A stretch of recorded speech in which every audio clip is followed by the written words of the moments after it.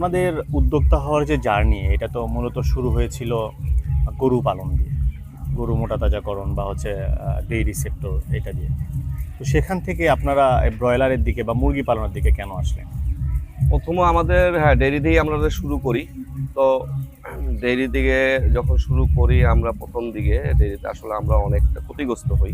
হুম, আর তারপরে ফেটানিংয়ে আসি। ফেটানিংটাও দেখি আমাদের অনেকটা একটা লং টাইম প্রজেক্ট থাকে। আচ্ছা আচ্ছা। আর তারপরে পোল্ট্রিতে যখন যাই যে পোল্ট্রিটা দেখি করি কি হয়। পরে পোল্ট্রিতে যাওয়ার পরে দেখলাম পোল্ট্রি আসলে কি এটা ৩৫ দিনে আমরা একটা ট্রেডিং করতে পারি। হুম হুম। যার কারণে এটা একটা বেনিফিট আছে ভালো। সালামু আলাইকুম সুপ্রিয় দর্শক, সবাই কেমন আছেন? সবাইকে স্বদেশ এগ্রোর পক্ষ থেকে শুভেচ্ছা জানাচ্ছি।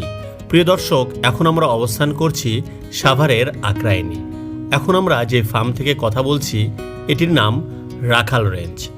এটি মূলত একটি গরুর ফার্ম। এর পাশাপাশি এখানে পোলট্রি মুরগি পালন করা হচ্ছে। রাখাল রেঞ্জ মূলত একটি ডেইরি ফার্ম। পরবর্তীতে তারা ফ্যাটিং শুরু করেন এবং সর্বশেষ তারা যুক্ত করেন এই মুরগি পালন। তারা বলছেন পোলট্রি মুরগি পালনের বেশ কিছু সুবিধা তারা পেয়েছেন। তার মধ্যে উল্লেখযোগ্য হচ্ছে খুব অল্প সময়ে মোটামুটি 30 থেকে 40 দিনের মধ্যেই তারা এই মুরগিগুলো বিক্রি করতে পারেন, যার ফলে তাদের যারা কর্মী রয়েছেন তাদের যে মাসিক বেতনের যে ভাবনা সেটি থেকেই তারা এই ফার্মটি গড়ে তুলেছেন। এবং তারা বলছেন এই মুরগিগুলোর ব্যাপক চাহিদা রয়েছে, যেহেতু আমাদের দেশের মানুষ অনেকটাই এই ব্রয়লার মুরগির মাংসের উপরই নির্ভরশীল।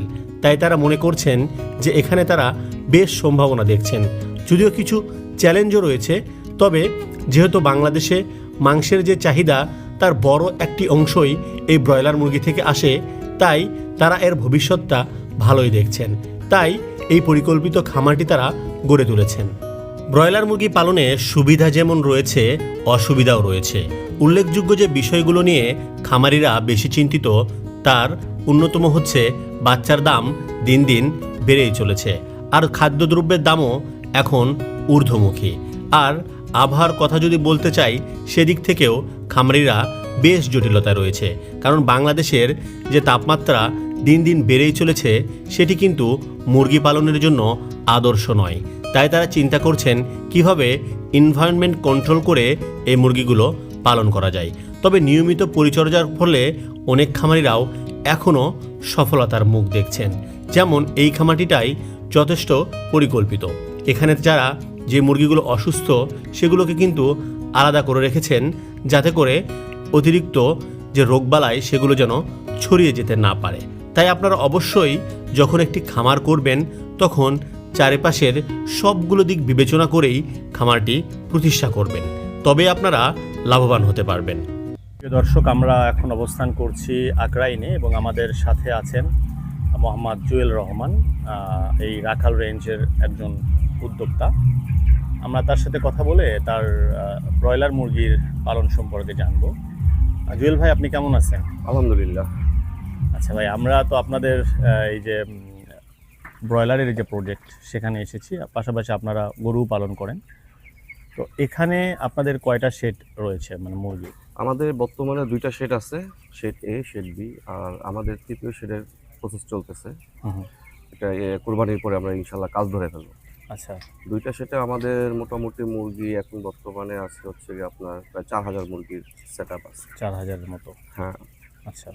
এটা এখন ওয়েদার গরম, যার কারণে 4000। ওয়েদার ঠান্ডা থাকলে আবার সেই ক্ষেত্রে আবার বাড়ে।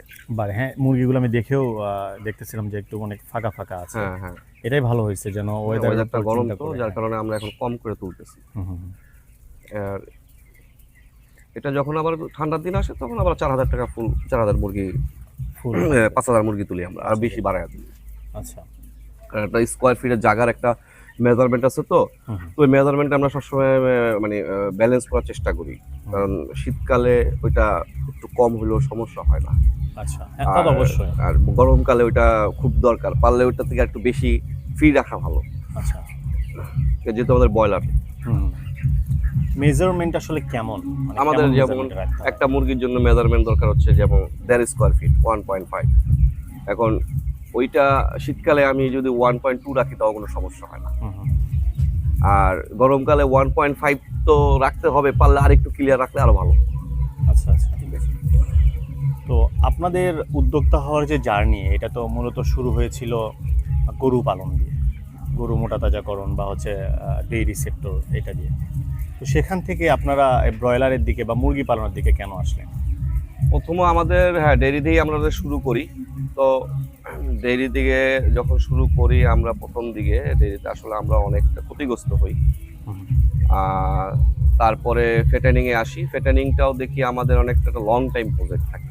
আচ্ছা আচ্ছা। আর তারপরে পোলট্রিতে যখন যাই, যে পোলট্রিটা দেখি করি কি হয়, পরে পোলট্রিতে যাওয়ার পরে দেখলাম পোলট্রি আসলে কি এটা 35 দিনে আমরা একটা ট্রেডিং করতে পারি, যার কারণে এটা একটা বেনিফিট আছে ভালো। এক হচ্ছে আপনার যদি আমি চিন্তা করি মার্কেট, আর হচ্ছে গিয়ে আপনার ইনভেস্টমেন্ট, আমি ইনভেস্ট করলে মনে করেন এটা আমি 35 দিনে আমি আবার এটাকে রিটার্ন নিয়ে আসতে পারি। আর ডেইরি একটা লং টাইম প্রজেক্ট, এটা অনেক খেলা আছে এখানে, বুঝার অনেক ব্যাপার স্যাপার আছে। আর ফ্যাটেনিংটা হচ্ছে গিয়ে আপনার তাও করতে গেলে 5 থেকে 6 মাসের একটা প্রজেক্ট। তা টোটাল মিলিয়ে দেখলাম সবচেয়ে এই 3টা সাইডের ভিতরে একমাত্র পোলট্রিটাই একটু লাভজনক আপনার কাছে, মানে বেশি লাভজনক সহজ বা একটু লাভজনক হ্যাঁ। মনে হচ্ছে। যে আমি এখানে যেমন আমার এখানে ইনভেস্ট করলাম একটা ব্যাচে 5-6 লাখ টাকা ইনভেস্ট করলাম, 35 দিনে সেটা রোল হয়ে চলে আসলো। মানে যেটাই আসুক আপনার একটা চলে আসলো 35 থেকে 35 দিনই আমি এটা ক্লোজ হয়ে গেল। এখন সেই ক্ষেত্রে আমি এটা দিয়ে আমি খুব বেনিফিট পাচ্ছি। আমি ডেইরিতে মোটামুটি ওইটাতে প্রায় লস প্রজেক্ট, ফ্যাটেনিংয়েও আমি মোটামুটি আসছে ওইটাও প্রফিট, কিন্তু ওইটা আবার একটু লং টাইম চলে যায় 6 মাস। তো একটা প্রজেক্ট চালাচ্ছি, এমপ্লয়ি বেতন দিচ্ছি, জায়গা ভাড়া দিচ্ছি, এটা প্রতি মাসে খরচ, সেই মাসিক খরচটা তো দরকার অবশ্যই। সেইখান থেকে আপনি যদি পোলট্রির কথা চিন্তা করেন যে হ্যাঁ না পোলট্রি দিয়ে সেটা সম্ভব, আনা সম্ভব, কিন্তু ডেইরি আপনার ফ্যাটেনিং দিয়ে প্রতি মাসে খরচ আনা সম্ভব না। আচ্ছা আচ্ছা। এটা আপনার করতে হবে ইয়ারলি হিসাব করে দিতে হবে। Yearly কিন্তু হিসাব আপনার তো করতে একটা হবে। এমপ্লয়মেন্ট যারা আছে, এমপ্লয়ি যারা আছে, তাদের তো আপনার একটা মাসিক আমার খরচ আছে, খরচ আছে, তাদের খরচ তো আছে। বেতন দিতে হবে। বেতন দিতে হবে।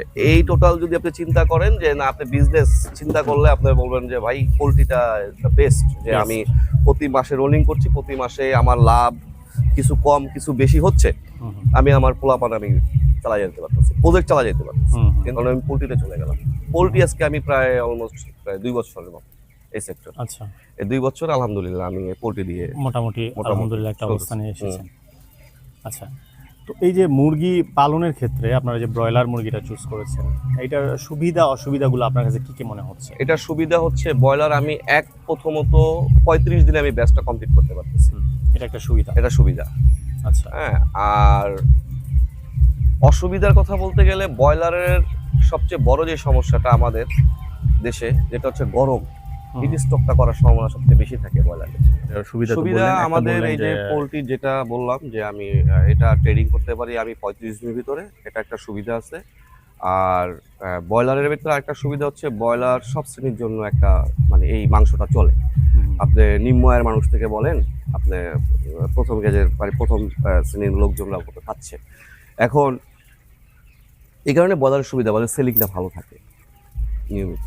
আর অসুবিধা বলতে গেলে ব্রয়লারের যেরকম মাঝে মাঝে আমাদের যে সিন্ডিকেটে পড়ি আমরা, বাচ্চার, তারপর হচ্ছে ফিটের যে দাম, এগুলো টোটাল মিলাইলে আপনি চিন্তা করেন যে আমরা এবার আমি রোজাতে বাচ্চা উঠেছি 86 টাকা পিস।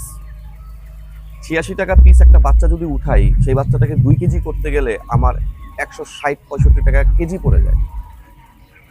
তাহলে তখন মার্কেটে আমি ফার্মার হিসেবে কত টাকা বিক্রি করব? আমার থেকে গাড়িতে করে নিয়ে সেটা মার্কেটে দিবে, ওয়েট লস ধরে সে কত টাকা বিক্রি করবে? অলমোস্ট তখন সেটা 200 টাকার উপরে চলে যায়। এটা তো নিম্ন আয়ের মানুষের জন্য তখন তাদের সামর্থ্য বাইরে চলে যায়। 200 টাকা, 220-30 টাকা করে কেজি মাংস। কারণ আমরা আসলে এখানে বন্দি হয়ে যাই ওই বাচ্চার জন্য, যে বাচ্চা 86 টাকা, খাদ্যর দাম কিনতেছি আমরা 3500 টাকা, 3400 টাকা বস্তা। সেই হিসেব করতে গেলে আমরা একটা মাংস বিদ্যুৎ বিল মিলে টোটাল উৎপাদন করতে গেলে 1 কেজি মাংস 160 টাকা থেকে 65 টাকা পড়ে যায়। তখন আমরা বিক্রি করবো কয় টাকা? আমাদের যদি কেজি যদি 10 টাকাও লাভ করে, 60 টাকা হলে 70 টাকা ব্যস্ত হয় আমাদের।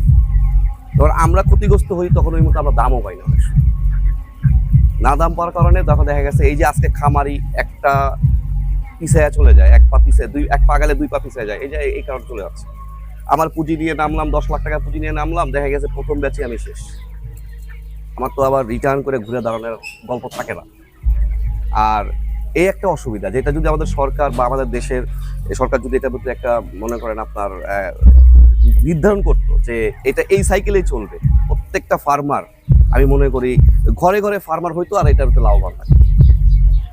কিন্তু আমাদের তো এটাতে আমরা আসলে পারি না, কারণ আমরা সিন্ডিকেটে ভর্তি হয়ে গেছি। আজকে মুরগির বাচ্চা কখনো 10 টাকা পাচ্ছি, কখনো আবার 90 টাকা পাচ্ছি। যখন 10 টাকা পাচ্ছি তখন মার্কেটে মুরগির দাম থাকতেছে না, আর যখন 90 টাকা পাচ্ছি তখনও মার্কেটে মুরগি ফল করতেছে।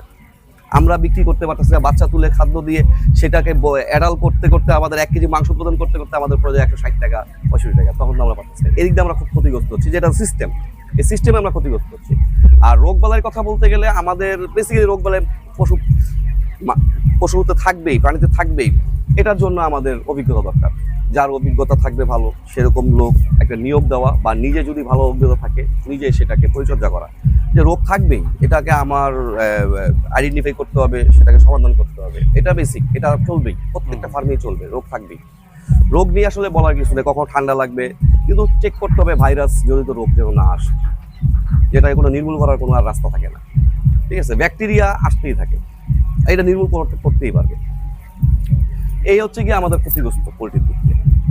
আচ্ছা আচ্ছা, তারপরও আপনার কাছে পোলট্রি সেক্টরটা মনে হচ্ছে যে হ্যাঁ, এটা ওই যে ট্রেডিং হচ্ছে 35 দিনে আপনি ট্রেডিং করতে পারতেছেন, এটা হচ্ছে বড় সুবিধা। যেমন একটা মানুষ তার মাসিক যদি ইনকাম খুঁজে, যে আমি ভাই মাসিক ইনকাম করতে, ঠিক আছে, তখন তার তো আসলে ওই চিন্তা করতে হবে যে 30 থেকে 35 দিনে সে একটা বাচ্চা বিক্রি করতে পারতেছে, ব্যাচ বিক্রি করতে পারতেছে। আমি 2000 মুরগি তুললাম, 2000 মুরগি আমার 35 দিনে শেষ, আমার টাকাটা রিটার্ন আসলো। 2 টাকা লাভ হোক 2 টাকা লস হোক, টাকাটা তো ঘুরে চলে আসছে। ঘুরে আসতেছে। ঠিক আছে, হয়তো আমার এই ব্যাচে 50,000 টাকা লস হতে পারে, আমার টাকাটা ঘুরে চলে আসছে। আমার 5.5 লাখ টাকা আমার ইনভেস্ট, 4.5 লাখ টাকা আসলো, বা আবার 5.5 লাখ টাকা আসলো। কিন্তু সেটা তো চলে আসতেছে। ওই যে মানে ওগুলো হচ্ছে লং প্রজেক্ট, এটা শর্ট প্রজেক্ট। এটা এই একটা পোলট্রিতে ব্রয়লারের মজা, যদি ব্রয়লারের ব্যবসার মজা যদি বলেন, এটা একটা। আচ্ছা, আপনাকে অসংখ্য ধন্যবাদ জুয়েল ভাই। এখন আমরা একটু এই যে শেড নির্মাণ নিয়ে একটু কথা বলি। আপনি এখানে পাশাপাশি 2টা শেড নির্মাণ করেছেন, তো এই শেড নির্মাণ করার সময় আপনারা কোন বিষয়গুলোর প্রতি লক্ষ্য রেখেছেন, এবং শেড নির্মাণ ব্যয়টা আমাদেরকে একটু বলেন যে কেমন? শেড নির্মাণের ব্যয় তো এখন হচ্ছে ব্যয়বহুল, বর্তমানে খুব ব্যয়বহুল। এই কারণে আপনার প্রত্যেকটা জিনিসের ম্যাটেরিয়ালসের দাম বেশি। আমার এই শেডটা দেখতেছেন, এটা সিলিং করা। হ্যাঁ, এটা সিলিং করার মূলত হাইটটা যেহেতু কম, আমার এটা ইসি সিস্টেম করতে হবে। আমি প্রত্যেকটা শেড করতেছি ইসি সিস্টেম করার জন্য, এনভায়রনমেন্ট কন্ট্রোল শেড। কারণ আগামী দিন যেভাবে আমাদের দেশে ওয়েদার খুব গরম হয়ে আসতেছে, এই গরমে আমরা ব্রয়লার করতে পারবো না। কারণ পারবো না, এই কারণে আমাদের এখন বর্তমানে এইবার দেখেন গরমের দিনে 41 টেম্পারেচার আপনি পাবেন, তাহলে আপনি ভিতরে কিভাবে টিকবেন? বাইরে যদি 41 থাকে, মুরগির যে তাপ, ওদের তাপটা নিয়ে ব্রয়লার এটা টিকতে পারবে না। তখনই আমার এই এনভায়রনমেন্ট কন্ট্রোলে চলে যেতে হবে। আমি ওই প্রিপারেশনটা নিয়েই আমি এইটা করা, যে আমি যেন এনভায়রনমেন্ট কন্ট্রোলে গেলে যেন আমার কোনো সমস্যা না হয়। ঠিক আছে, আমার প্রত্যেকটা সেটা আমি এনভায়রনমেন্ট কন্ট্রোল সিস্টেম করতেছি, মানে ওই প্যাটার্নে আমি স্ট্রাকচার তৈরি করতেছি। যদিও অনেক ব্যয়বহুল খরচ, কারণ আমার একটা শেড খরচ, ওইটা শেড খরচ করে অলমোস্ট 10 লাখ টাকার উপরে চলে গেছে। আবার এনভায়রনমেন্ট কন্ট্রোল করতে গেলে আমার প্রথমত বিদ্যুতের নিশ্চয়তা থাকতে হবে, কারণ বিদ্যুতের নিশ্চয়তা না থাকলে আমি এবার এনভায়রনমেন্ট কন্ট্রোল যাইতে পারবো না। যার কারণে আমি এটা করতে পারিনি। এখন আমি পল্লী বিদ্যুতের কথা বলছি, তারা বিদ্যুতের নিশ্চয়তা এখন দিতে পারতেছে না। আমার এখানে মিটার আনতে হবে, অনেক ব্যাপার আছে। বিশেষ করে বিদ্যুতের নিশ্চয়তা থাকলে আমি এনভায়রনমেন্ট কন্ট্রোলের কাজ শুরু করতে পারবো। ব্যয়বহুল খরচ, এবং ব্যয়বহুল খরচ হলো এটা কি আপনি আগামী দিনে করতে হবে। যদি ব্রয়লার কেউ পালতে চায় তাহলে এনভায়রনমেন্টে যাইতেই হবে। বাংলাদেশের ওয়েদারে ওই চিন্তা করা যাবে না যে আমি ব্রয়লার করবো 41 ডিগ্রি তাপমাত্রার ভিতরে আমি ব্রয়লার করবো, এটা সম্ভব না। সে একবার নিশ্চয় হয়ে যাবে। এনভায়রনমেন্টে তো যাইতেই হবে, সে ছোট পরিসর হোক আর সেটা বড় পরিসর হোক। আচ্ছা আচ্ছা, আপনার যে মানে ভবিষ্যতের পরিকল্পনা নিয়ে আপনি এতটা মানে অ্যাডভান্স চিন্তা করেন, এটা আসলে আমাদের কাছে যথেষ্ট ভালো মনে হয়েছে। কারণ ওয়েদারে যেটা বললেন যে এখন তো ক্লাইমেট চেঞ্জ, এটা সারা পৃথিবীব্যাপী যে একটা তাপমাত্রা যেটা ছিল সেটার চাইতে অনেক বেশি বাড়তেছে, আমরা জানি। তো জুয়েল ভাই, আমরা সর্বশেষ আরেকটা বিষয় নিয়ে কথা বলতে চাই, সেটা হচ্ছে যারা আমাদের দেশে মানে যারা উদ্যোক্তা হতে চাচ্ছে, এই যে অনেক প্রতিকূলতা আছে, সব সেক্টরেই আছে, কৃষি সেক্টরের মানে বাহিরে নয়। তারপরও আপনি আমাদের দেশের যারা উদ্যোক্তা হওয়ার আশা পোষণ করেন, তাদের উদ্দেশ্যে কি পরামর্শ আপনার থাকবে, যে তারা কীভাবে শুরু করতে পারে, কিভাবে তারা সামনে এগিয়ে যেতে পারে, একটু যদি তাদের উদ্দেশ্যে কিছু বলতেন। ভাই উদ্যোক্তা যে কোনো পেশায় যে কোনো লোক যাই গেলেই সেটা উদ্যোক্তা হিসেবে সে দিতে পারে, কিন্তু আমি মনে করি নতুন যারা এই পেশায় আসতে চায় উদ্যোক্তা হিসেবে, প্রথমত তার মাথায় সেট করতে হবে যে আমি একজন ফার্মার হব। তা ফার্মারের কী কাজ সেটার ব্যাপারে তাকে জানতে হবে। প্রয়োজনে সে এই সেক্টরে জব করবে, তারপরে সে গিয়ে বিজনেসে আসুক। কারণ আমি চাই না নতুন খামারিরা বা নতুন উদ্যোক্তারা এই সেক্টরে আইসা সেক্টরটাকে কেউ বকা দিয়ে চলে যায়। কারণ এখন এটা অনেক হচ্ছে আসতেছে 1 বছর 2 বছর স্ট্রাগল করে পরে চলে যাচ্ছে বকা দিয়ে, যে এই সেক্টরটা তো লস ছাড়া কিছু নেই। আসলে আগে সেক্টর তো বুঝতে হবে। ভাই আমি গাড়ি চালাই, আমি বিমান চালাই, আমি আগে এটাকে ট্রেনিং নিছি, আমি এর সম্পর্কে বুঝছি, জানি, এখন আমি ভালো ড্রাইভার হয়েছি, ভালো পাইলট হয়েছি। আমি একটা পোলট্রি, এই মুরগিটা পালতেছি, আগে এই মুরগির অর্গানের ব্যাপারে আমার জানতে হবে, ওর কিভাবে ডিজিজ সময় জানতে হবে, ওইভাবে কীভাবে লালন পালন করতে হবে সেটা জানতে হবে। তারপর আমি সেটাকে উদ্যোক্তা হিসেবে আমি সেখানে ইনভেস্ট করতে পারি, যে না আমি এখন একটা মুরগি আমি দেখছি এভাবে পালছে, আমি এখন 10টা মুরগি কিনে আমি পালবো। বা আমি এক জায়গায় জব করছি, আমি ট্রেনিং করা, আমি এটার সম্পর্কে বুঝছি, 2 বছর 3 বছর আমার এক্সপিরিয়েন্স, আর ঠিক আছে আমি এবার মাকে বলি, বাবাকে বলি 5 লাখ টাকা দাও, বা নিজে বলি 5 লাখ টাকা দাও, আমি ইনভেস্ট করি, আমি পারবো। এই জিনিসটা হচ্ছে আপনার অভিজ্ঞতা আগে অর্জন করে তারপরে ইনভেস্টমেন্টে যাওয়া। নতুন উদ্যোক্তাদের এইটাই বলা, নতুন যারা আসতে চায় আমি তাদেরকে একটাই বলি যে আপনারা আসার আগে এটার প্রতি আপনারা শিখুন, জানুন, তারপরে এটাতে ইনভেস্টমেন্ট করেন। এর আগে কেউ যেন আমরা দেখতেছি ইউটিউব দেখতেছি যে আজকে পোলট্রিতে 2 লক্ষ টাকা লাভ হয়েছে, 1000 মুরগি বেচে এই একটা গাভী দিয়ে সে কোটিপতি হয়ে গেছে, এরকম ইউটিউবে ভরা। আমি চাচ্ছি না এগুলো শুই না কেউ আসুক এই সেক্টরে, আগে জানুক, শিখুক, তারপরে সে এখানে ইনভেস্টমেন্টে চলুক। এটাই স্বাভাবিক। একটা ব্যবসায়ী গিয়ে চিন্তা করলে, কমার্শিয়াল চিন্তা করলে, একটা বিজনেসম্যান ইনভেস্ট করার আগে সে আগে বুঝবে যে আসলে আমার এখান থেকে রিটার্ন কিছু আসবে কিনা। অবশ্যই আসবে, কেন ফার্মে আপনি রিটার্ন পাবেন না? আপনার এই সেক্টরে কেন রিটার্ন পাবেন না? অবশ্যই আছে, কিন্তু আগে তো ওকে বুঝতে হবে এটার ব্যবসার গুমুরটা কোথায় আছে, ওখান থেকে আবার বের করে আনতে হবে। আমি বুঝি না, জানি না, আমি ইনভেস্ট করলাম, আমার শখটা পূরণ করতে গিয়ে আমি এটাকে গালি দিয়ে চলে গেলাম যে এই সেক্টরটা আসলে ভালো না, এই সেক্টরের লস। আসলে লসটা কেন দিলাম আমি? আমার কারণে আমি লস দিয়েছি, আমি বুঝি নাই আমি লস দিয়ে আসছি। আগে তো আমার বুঝতে হইব। আমি এইখানে আমার প্রায় অলমোস্ট 30 লাখ টাকার প্রজেক্ট এই পোলট্রিতে। এর আগে আমি 1000 মুরগি পালছি মাত্র 2.5 লাখ টাকার প্রজেক্টে। 1 বছর এখানে টানা করার পরে আমার এক্সপিরিয়েন্স হয়েছে যে আমি এখান থেকে রিটার্ন এত টাকা পাবো, এবং এইভাবে যদি করতে পারি, আর না করতে পারলে আমার আসবে না। এই পরে আমি চলে আসছি এত বড় প্রজেক্টে। এইটাই স্বাভাবিক। আমার যাক 2.5 লাখ টাকা যাক, আমার 30 লাখ টাকা আমি সইতে পারবো না। তো এই প্রত্যেকটা জিনিসটা হচ্ছে আগে জানতে হবে, শিখতে হবে, বুঝতে হবে, এক্সপিরিয়েন্স নিতে হবে, তারপরে আগাম। আমি নতুনদেরকে এটাই বলি, কারণ এই ছাড়া না যাই না বুঝা 2 বন্ধু 3 বন্ধু মিলা আসো ইনভেস্ট করি, এগ্রো ফার্ম দিয়ে দিই, গরু কিনি, মুরগি কিনি, পালি, না, এটা ভুল, বড় বোকামি হবে। আগে জানো, শেখো, তারপরে গিয়ে এখানে ইনভেস্টমেন্টে যাও। প্রয়োজন হলে অন্য ফার্মে গিয়ে কাজ করো, ট্রেনিং নাও, বাংলাদেশের যুব উন্নয়নে চলে যাও, তারপরে ইনভেস্টমেন্টে যাও। তাইলে বলবা না যে এই সেক্টর খারাপ। আমি মনে করি সে তখন বেনিফিট কিছু নিয়ে আসতে পারবে।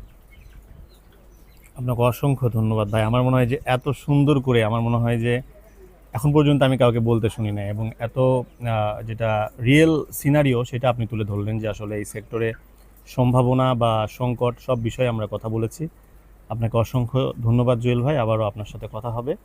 ভালো থাকবেন। হ্যাঁ, ঠিক আছে। যে কোনো উদ্যোগী কিন্তু একদিনে সফলতার মুখ দেখে না।